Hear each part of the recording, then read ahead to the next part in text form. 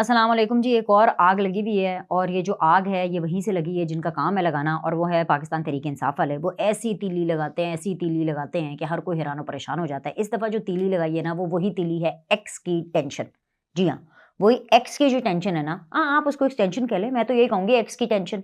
क्योंकि वो जो ये वाली जो एक्सटेंशन है ना, इसकी टेंशन इतनी ज़्यादा होती है जो किसी एक्स की भी उतनी ज़्यादा नहीं होती, तो इसलिए मैं इसको एक्स की टेंशन कहती हूँ। तो ये जो एक्स की टेंशन है ना, इसमें इतना प्रॉब्लम है, लेकिन ये जो अभी वाली एक्स की टेंशन है ना, ये मौजूदा लोगों की है। मामला शुरू हुआ एक टीवी चैनल की तरफ से, और वो जो टीवी चैनल है वो ऑब्वियसली उस तरफ के बयानिए की तरफ से ज़्यादा जाना जाता है। मैं ARY की बात कर रही हूँ। ये क्या सारा मामला है इसके बारे में मैं आपको बताती हूँ। सारा कुछ अभी थोड़ी ना बताते ना, पहले रन डाउन तो सुन लेना।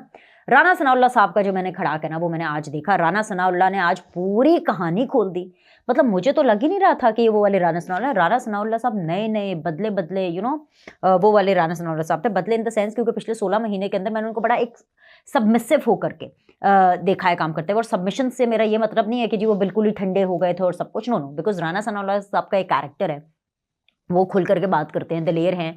और उसकी वजह भी ये है कि उन्होंने बड़ा मुश्किल वक्त देखा है, ना सिर्फ अभी बल्कि बहुत पहले, जब माजी में वो पीपल्स पार्टी में भी थे, तब भी उन पे बहुत बुरा दौर आया। बहुत बहुत बहुत पहले, मतलब हमारे पैदा होने से भी पहले, पता नहीं कब की। तो वो जी तब भी उनके ऊपर बड़ा मुश्किल दौर आया। फिर उसके बाद ये जो प्रोजेक्ट इमरान का आना और नवाज शरीफ को साजिश से बाहर निकाला, उस चक्कर के अंदर में राना सनाउल्लाह को बहुत रगड़ा लगा। वो आपको पता ना, हीरोइन शीरोइन का जो केस डला उसके ऊपर, और पता चला कि जी उसके अंदर से कुछ भी नहीं निकला। खोदा पहाड़ निकला चूहा, बल्कि वो चूहा भी नहीं निकला, खोदा पहाड़ निकला चूहा, वो भी मरा हुआ। ठीक है। और फिर उसके बाद जो पिछले 16 महीने के अंदर जो खैर सारा कुछ हुआ, वो तो आपने देखा इनकी हुकूमत के अंदर। वो भी एक मुश्किल वक्त था, मतलब अच्छा वक्त तो नहीं था, मुश्किल ही वक्त था, बुरा ही वक्त था इन लोग के लिए। और फिर उसके बाद अभी जो इंतखाबात हुए उसके अंदर राना सनाउल्लाह साहब हार गए हैं, और उन्होंने एक्सेप्ट भी किया कि ठीक है मैं हार गई हूँ। सो द पॉइंट इज के जो राना सनाउल्लाह साहब है ना, उन्होंने अब आकर के कहानी पूरी खोल दी है, और उन्होंने हमें ये बताया है कि कहानी सिर्फ अब 6 महीने की रह गई है। ये एक ऑप्शन है। और राना सनाउल्लाह साहब ये जो आके बता रहे हैं ना, ये ऐसे ही नहीं बता रहे। ये ऐसे नहीं बता रहे कि वो हार गए हैं और वो अपना कोई गुस्सा निकाल रहे हैं और अपनी कोई खुन्नस निकाल रहे हैं। इस तरह का भाई कोई सीन नहीं है। ये जो राना सनाउल्लाह साहब हमें बातें बता रहे हैं ना, ये इसलिए हमें बता रहे हैं क्योंकि ये एक तरह से उनको बताया जा रहा है, PTI वालों को, सुन्नी इत्तेहाद वालों को, कि भाईजान साढ़े को ऑप्शन भी है, तो ऐसी ऑप्शन जो रहेगा ना, वो भी ਉਹਦੇ ਉੱਤੇ ਕੰਮ कर सकते हैं। लेकिन सबसे पहले एक बहुत अहम खबर, जो कि वैसे तो आपको लोगों को पता ही है कि 9 मई वालों की जो पहली सज़ा है वो हो चुकी है, और साने 9 मई के मुजरिमों को सज़ाओं का अमल शुरू हो चुका है। गुजरावाला में 51 मुजरिमों को 5-5 साल कैद सुनाई गई है, और अब गुजरावाला डन एंड डस्टेड। अब अगली बारी है लाहौर और रावलपिंडी के मुजरिमों की। बहुत सीधी सी बात है। इनमें अब कौन कौन से बड़े बड़े नाम शामिल आते हैं? मियाँ असलम इकबाल है, महमूदुर रशीद है, एजाज चौधरी हैं, ये वो बड़े बड़े नाम हैं। उमर सरफराज चीमा है, ये वो ऐसे नाम हैं जिनको बहुत ज़्यादा सज़ा मिलनी है, 5 साल कम अज़ कम या फिर 10 साल, और इसमें से कोई 10 महीने इन्होंने जेल में गुजार लिए। लेकिन अगर मैं ख़वातीन की बात करूँ, यास्मीन राशिद की, सनम जावेद की, आलिया हमज़ा की, इनको रियायत मिलेगी। और रियायत मिलने से मैंने बहुत पहले इसी प्लेटफॉर्म के ऊपर एक स्टोरी भी की थी, क्योंकि इन लोगों को तो ख्याल नहीं आया अपने बच्चों का, अपनी फैमिलीज़ का, अपने हस्बैंड का, अपने मतलब अपने रिलेटिव्स का, कि वो किस मसले में होंगे, क्योंकि ये लोग तो इश्क़े इमरान में मुब्तला थे। लेकिन मसला ये है कि आर्मी चीफ़ को इनका ख्याल है, और मसला ये है कि रियासत को इनका ख्याल है, और ये औरत होने का वो इनको एक ये देंगे कि भाई औरतों के बच्चे होते हैं, ये होते हैं, इनको तो अभी कुछ ख्याल नहीं है, ये तो ब्रेन वॉश हुए हुए हैं, तो इनको ना थोड़ी हम रियायत देंगे ख़वातीन को। तो जो ख़वातीन की रियायत है ना, वो मुझे लगता है कि जैसे 5 साल मिनिमम सज़ा जो मर्दों को मिल रही है, 5 साल से शुरू हो रही है, और ये आगे जा रही है कोई 7 साल, 8 साल, 10 साल तक, डिपेंडिंग अपॉन। अभी जो गुजरावाला के अंदर हुई ना, वो 5-5 साल हुई है। 51 मुलाजमीन, ऑलमोस्ट हाफ सेंचुरी, मुलजमान सॉरी, और ऑलमोस्ट हाफ सेंचुरी। बट ये जो इनकी होनी है ना सज़ा, ये लाहौर और पिंडी वालों की, ये कम अज़ कम 5 होगी, इससे ज़्यादा ही होनी है ऊपर, 6, 7, 8, 10, डिपेंडिंग अपॉन कौन कितना ज़्यादा करीब था, कौन कितना ज़्यादा अंदर गया था, और किसके अंदर ज़्यादा हीरोइज़म जागा था, किसके अंदर ज़्यादा वो 72 साल के इमरान खान साहब के जो बुज़ुर्ग हैं उनका इश्क ज़्यादा जागा था, और वो उनकी बातों में ज़्यादा आए थे। और जो ख़वातीन हैं, मुझे लगता है उनको 2-2.5 साल के ऊपर जो है वो सज़ा उसको ख़त्म करेंगे। खैर, एक तो मैंने कहा कि मैं आपको अपडेट दे दूँ कि गुजरावाला तो हो गया है, हून बारी है जी लाहौर ते रावलपिंडी दी, तो अब देखें जी वहाँ पर क्या होता है। अब आ जाए जी इस बात के ऊपर कि ज़िमनी इलेक्शन हो रहा है, और ज़िमनी इलेक्शन के अंदर मैंने आपको बताना था निशान क्या मिला है, बताएं। सुन्नी इत्तेहाद वालों को घोड़ा टिक टिक टिक टिक टिक टिक टिक टिक, ये वाला घोड़ा मिला है। इस घोड़े का मुकाबला होना है जी शेर के साथ। ज़्यादा मुकाबला तो ये मौलाना साहब कह रहे हैं कि उनको इलेक्शन नहीं लड़ना ना, ठीक है लड़ भी लेंगे तो मुझे लगता है कि हार बार ही जाना उनकी पार्टी ने, क्या उनका सिलसिला है। तो एक दफ़ा फिर से जो ज़्यादा मुकाबला है वो शेर और घोड़े का होगा, और होना तो ये चाहिए था कि ये अभी बल्ला शल्ला लेके अपना तो ये अपना काम कराते, लेकिन कोई ऐसा सीन नहीं है। इन्होंने सुन्नी इत्तेहाद के साथ ही रहने का इत्तफाक किया है, और पता नहीं मतलब क्या स्ट्रैटेजी है, पता नहीं क्या चल रहा है, बट भांडी चल रहा है। और उसमें ये है कि अब ये लोग ये चाहते हैं कि घोड़े के निशान के ऊपर ये ज़िमनी इलेक्शन तो लड़ें, तो उसके बाद ये कहेंगे कि हमें रिजर्व सीट्स चाहिए, तो वो फिर एक खिचड़ी सी एक घड़मस्सा मच जाना है। पता नहीं है, मुझे तो समझ नहीं आती कि क्या कर रहे हैं, मतलब चीज़ें इतनी कॉम्प्लिकेटेड कर देते हैं कुछ, मतलब मुझे नहीं पता कि क्या। खैर एनीवेज जी, इसके अलावा तीसरी चीज़ जो मैंने आपको बतानी है वो ये है कि काजी साहब और हाफिज साहब की एक्सटेंशन की चर्चा हर जगह पर घूम रही है। ये बात ARY से शुरू हुई, और बेसिकली ये बात शुरू हुई PTI वालों से। आप किसी भी PTI वाले का सोशल मीडिया अकाउंट उठा के देख लें, सारों को छोड़े सिद्दीक जान का ही उठा के देख लें हम, हर जगह पर उन्होंने इस खबर को मिनो अन ना सिर्फ प्रमोट किया आगे, बल्कि ऊपर इन्होंने उसके ऊपर अपने ओपिनियंस दे करके, अपनी राय दे करके इस खबर को आगे मज़ीद बढ़ाया गया। अब मामला ये है कि खबर तो ये आ गई, बट जब ये खबर टेलीविज़न पर ब्रेकिंग न्यूज़ के फट्टों के साथ चली तो सबने कहा कि भाई ये क्या हो रहा है। इसकी असल हकीकत मैं आपको बताती हूँ। वैसे तो इसकी तरदीद हो गई है, पहले जैसे खबर आई, अता तारड़ साहब इंफॉर्मेशन मिनिस्टर हैं, उन्होंने आके कहा कि जी अभी एज ऑफ नाउ अभी तक ऐसा कोई प्लान नहीं है। काजी फाइज ईसा चीफ जस्टिस ऑफ पाकिस्तान, आज तक अभी चीफ जस्टिस ऑफ पाकिस्तान की एक्सटेंशन का मामला कुछ सुनने में नहीं आया। चीफ जस्टिस ऑफ पाकिस्तान जो हैं उनका जो ओहदा है वो एज रिलेटेड है। 65 ईयर्स जो एज होती है वो उनकी रिटायरमेंट एज होती है, ठीक है। उसमें इसका कोई ताल्लुक नहीं होता कि वो जब आए हैं तो उनको किस उम्र के थे और उनको कितना टाइम पूरा करना है। मतलब फॉर एग्जांपल अगर वो आए हैं एक कोई चीफ जस्टिस और वो हैं जी 64 ईयर्स के, और उनका 1 साल में वो ख़त्म हो जाएगा उनका टेन्योर, तो ओके ख़त्म हो जाएगा। लेकिन आर्मी चीफ का इसके अलग होता है, आर्मी चीफ का एज रिलेटेड नहीं होता। फॉर एग्जाम्पल अगर एक आर्मी चीफ है वो 64 ईयर्स और 11 महीने उसकी एज है, ठीक है, और ऐसे में वो आर्मी चीफ बन गए, उनका नाम आया एज एन आर्मी चीफ, और फिर 64 ईयर्स और 11 महीने अगर उनकी उम्र है तो यानी 65 के 1 महीने पहले तक अगर फॉर एग्जाम्पल वो आर्मी चीफ बन गए हैं, तो वो जिस दिन भी बने हैं, चाहे एक दिन का फ़र्क हो उन 65 में होने में, वो फिर भी अपना 3 साल का टेन्योर पूरा करेंगे, ठीक है। लेकिन चीफ जस्टिस ऑफ पाकिस्तान के लिए ये नहीं है। आई होप सो कि ये बात समझ में आ रही है सबको, मैं समझा पा रही हूँ आपको। अब काजी फाइज ईसा साहब की इन तमाम तर चीज़ों को लेकर के कि जी उनकी क्योंकि शहबाज शरीफ साहब से मुलाकात हुई, और क्योंकि उन्होंने खुद कहा 6 जजेस के चिट्ठी के हवाले से कि जी मुझे चीफ़ एग्जीक्यूटिव से मिलना है, और फिर चीफ़ एग्जीक्यूटिव ने कहा कि जी मैं खुद आऊँगा आपके पास चल के। ये इज़्ज़त एहतराम के ताल्लुक होते हैं कि they both give respect and very gracious respect to each other. वो अब इनसे हजम नहीं हो रहा, बस ये आते ही जी हाँ जी अभी एक्सटेंशन हो रही है काजी साहब की।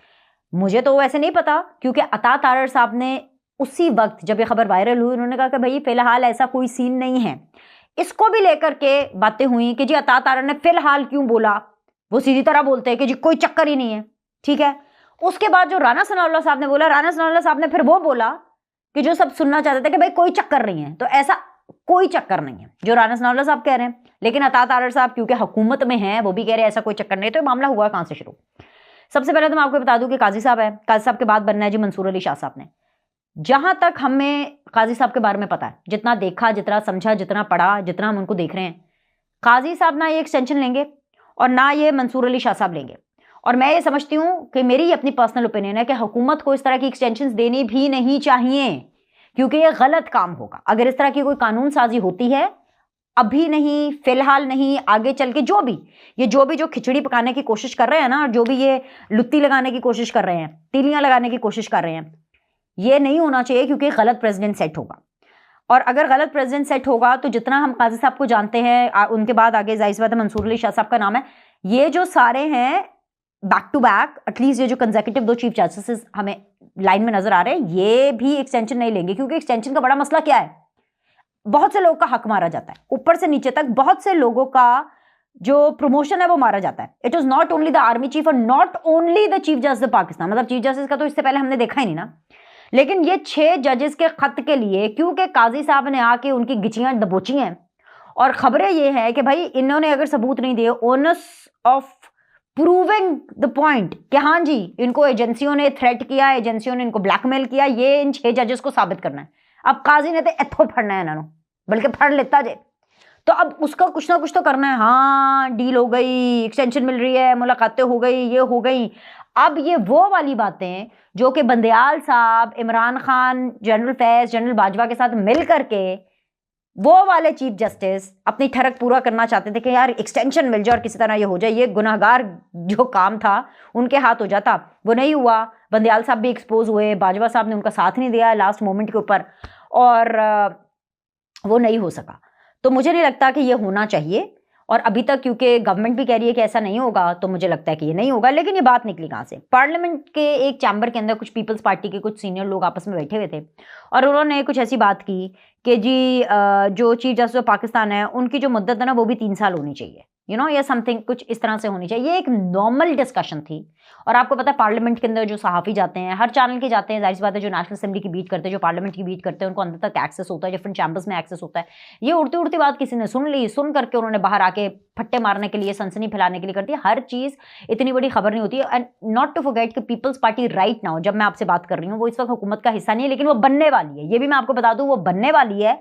और मैं आपको चले साथ साथ ये भी खबर दे देती हूँ कि जो बिलावल भुट्टो हैं वो वजीर खारजा बनने वाले हैं, और जो इसहाक डार साहब हैं वो एक powerful sort of deputy prime minister बनने वाले हैं। ठीक है, ये मैं आपको बता देती हूँ। लेकिन ये जिस टाइम पर, जिस चैम्बर से या जहां पर ये डिस्कशन हो रही थी, वहां पर ऐसे कोई लोग मौजूद नहीं थे जो कि ये पावर रखते हैं कि अगर वो ये बात भी कर रहे हैं कि हाँ जी चीफ जस्टिस पाकिस्तान की मुद्दत मुलाजमत 3 साल होनी चाहिए, इररेलेवेंट ऑफ एज, ऐसा नहीं है।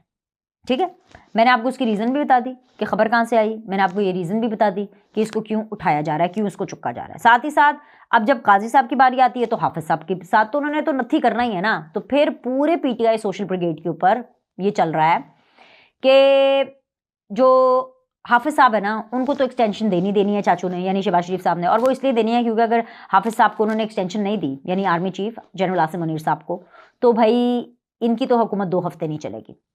तो आर्मी चीफ के भी हवाले से अगर एक्सटेंशन होती है तो ये कोई अचंबा नहीं होगा, नहीं होनी चाहिए, वैसे तो आइडियली नहीं होनी चाहिए, लेकिन पाकिस्तान के अंदर ये पहले आर्मी चीफ तो नहीं होंगे ना जिनको एक्सटेंशन मिलेगी।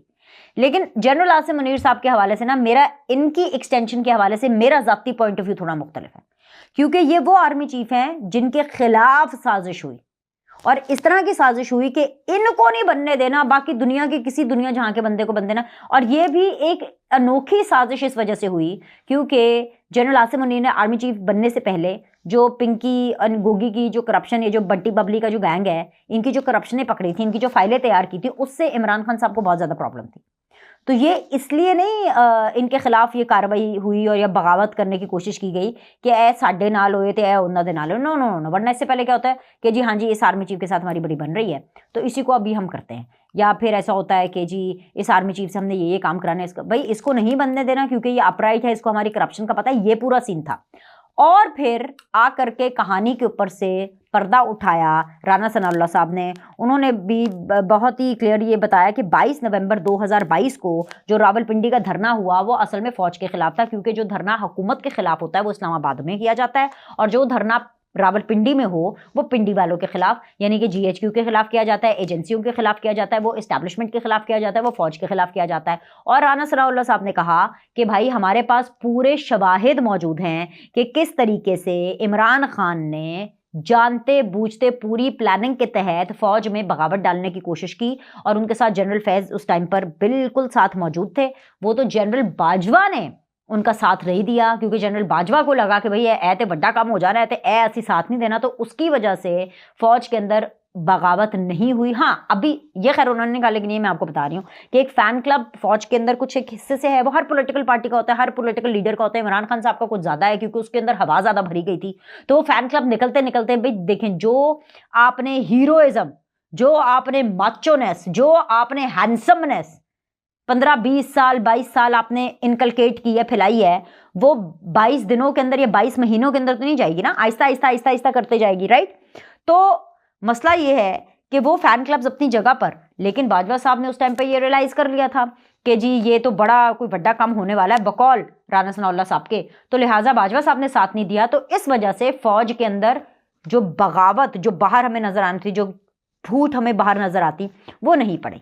तो उसके बाकायदा तौर पर सबूत हैं। और जो बड़ी ब्रेकिंग न्यूज़ जिसकी वजह से मैं आज यहाँ पर बैठ के आपसे बात कर रही हूँ, वो ये कह रहे हैं कि भाई 6 महीने, हमारे पास इतने सॉलिड सबूत हैं कि 6 महीने के अंदर जो है हम इनके ऊपर एक रेफरेंस दायर कर सकते हैं पाकिस्तान तहरीक इंसाफ पर पाबंदी का, और 6 महीने के अंदर अंदर इनकी गेम मुक जाएगी, पीटीआई कलअदम करार दे दी जाएगी। लेकिन उन्होंने कहा कि वो फिर भी इस बारे में सोच विचार इसलिए कर रहे हैं क्योंकि एक पॉलिटिकल पार्टी को अगर आप कलअदम करते हैं तो उसकी काफ़ी वॉइसेस उठती हैं। ये नहीं कि पीटीआई वाले अन्नी चुक लेंगे, वो तो खैर है, लेकिन सिविल सोसाइटी में भी डेमोक्रेट लोग भी, लेकिन उनको ये समझाना और उनको ये बावर कराना और उनको ये सबूत दिखाना कि भाई ये वो आदमी है या ये वो पार्टी है जो कि फौज के अंदर एक बगावत चाहती थी, जो कि रियासत मुखालिफ और होना क्या होता है। सी पैक के आपने मंसूबों को रोका, आपने चाइना के ब्लॉक से पाकिस्तान को निकाला, आपने अमेरिका की गुलामी करने को तरजीह दी, आपने हर पाकिस्तान के अंदर जो डेवलपमेंट प्रोजेक्ट था उसको ख़राब करने की कोशिश की, यहाँ तक कि जाते जाते आपने आईएमएफ के मुआहदे के ऊपर भी जो है वो पूरा का पूरा पानी फेर दिया, उसको साबुटाज कर दिया। फिर उसके बाद भी आप ये लगे रहते हैं फ़ौज के खिलाफ, कभी यहाँ धरने, कभी वहाँ धरने, कभी यहाँ बातें, कभी वहाँ बातें। मतलब आपने एक नफरत फैलाई है फ़ौज के खिलाफ आम लोगों के दिलों के अंदर। एंटी इस्टेब्लिशमेंट होना एक बात है, एंटी इस्टेब्लिशमेंट होने का मतलब ये है कि भाई इस्टेब्लिशमेंट का सिविलियन हुकूमत के मामले में, पॉलिटिक्स में बेसिकली, चले हुकूमत को भी छोड़े, सियासत में इस्टेब्लिशमेंट का सियासत में कोई किरदार नहीं है और ना होना चाहिए। ये होता है एंटी इस्टेब्लिशमेंट बयानिया।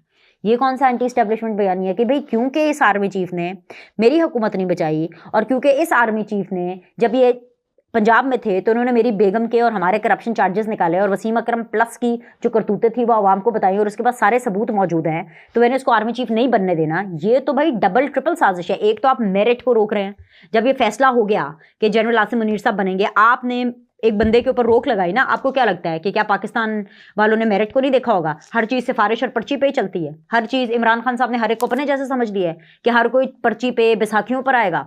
कमाल करते हैं। तो भाई ये मैं मैसेज आपको दे देती हूँ, जो मैसेज राना सनाउल्लाह साहब ने दिया है वो खुला मैसेज है कि 6 महीने में इनकी कहानी खत्म हो सकती है अगर इन्होंने अपनी बातें ठीक नहीं की, and that is the plan. ये जो मैं आपको पहले भी बता रही थी ना, इस प्लेटफॉर्म के ऊपर मैंने कुछ चंद हफ्तों पहले आपको बताया था कि पीटीआई तबाह दे और अभी कलअदम हो जाएगी, और उस तरफ अभी सिलसिला चल निकला है। लेकिन क्या civil society and democratic societies को इसमें इस हवाले से लूप में लेना, क्योंकि इस चीज़ को जस्टिफाई कैसे करना, एक रिएक्शन भी तो आता है, तो उसके लिए जाहिर सी बात है एक टोन सेट कर दी गई है, सबूत अनदर कोल पक्के गए। अभी के लिए इतना ही। लाइक करें, सब्सक्राइब करें, आपसे अगली वीडियो में मिलते हैं।